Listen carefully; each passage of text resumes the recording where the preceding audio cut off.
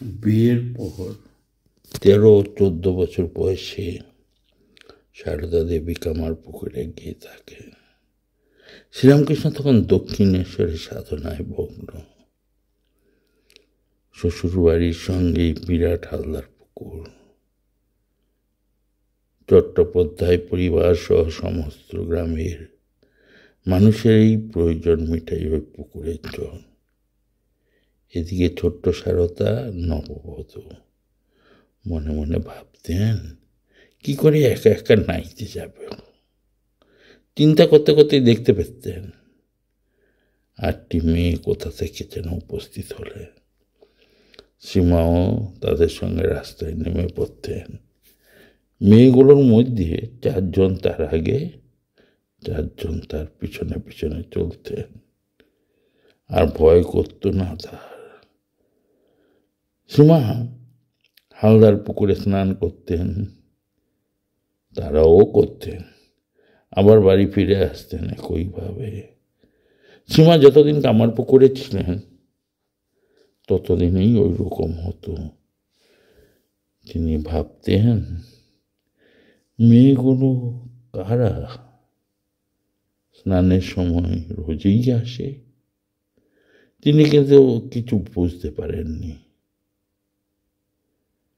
তাদের জিজ্ঞাসাও করেননি কোনোদিন। কামার পুকুরে একাকী থাকাকালীন পড়াশোনা করার চেষ্টা করতেন মা। তিনি নিজে বলেছিলেন কামার পুকুরের লক্ষ্মী শ্রীরামকৃষ্ণের ভাইঝি, আর আমি বর্ণ পরিচয় একটু একটু পড়তুম। ভাগ্নে হৃদয় বই কেড়ে নিলে, বললে মেয়ে মানুষের লেখাপড়া শিখতে নেই, শেষে কি নাটক নোবেল পড়বে। লক্ষ্মী তার বই ছাড়ল না। ঝাড়ি মানুষ কিনা ও তো বাড়ির মেয়ের লক্ষ্মী দিদি, জোর করে রাখলে আমি আবার গোপনে আরেকখানি 1 আনা দিয়ে কিনে আনলুম।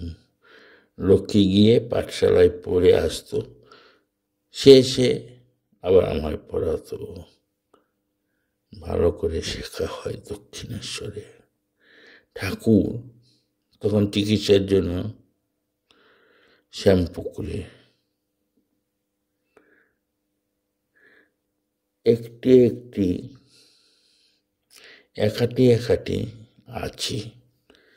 ভব মুখার্জীদের একটি মেয়ে আসতো মাইতি, সে মধ্যে মধ্যে অনেকক্ষণ আমার কাছে থাকতো। সে রোজ নাইবার সময় পাত দিত ও নিত। আমি তাকে শাক পাতা বাগান যা আমার এখানে দিত তাই খুব করে দিত। পরবর্তীকালে মা রামায়ণ ইত্যাদি গ্রন্থ বেশ পড়তে পারতেন, কিন্তু লিখতে বেশি পারতেন না। মার এই বিদ্যা অনুরাগ চিরকাল ছিল। নিবেদিতা স্কুলের উদ্বোধন করেছিলেন মা 1898 নভেম্বর।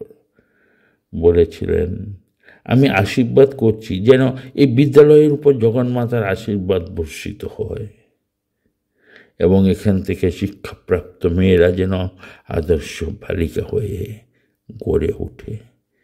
এই স্কুলে ছাত্রীদের প্রতি মার বিশেষ স্নেহ দৃষ্টি ছিল। যারা পড়াশোনা করতেন সেই সব মেয়েদের মা বিশেষ প্রশংসা করতেন, এমনকি তাদের ইংরেজি শিখতেও উৎসাহ দিতেন। 19বিংশ শতাব্দীর শেষে একজন অশিক্ষিতা গ্রাম্য মহিলার এমন দূরদৃষ্টি ও উদার মনোভাব সত্যিই বিস্ময়কর।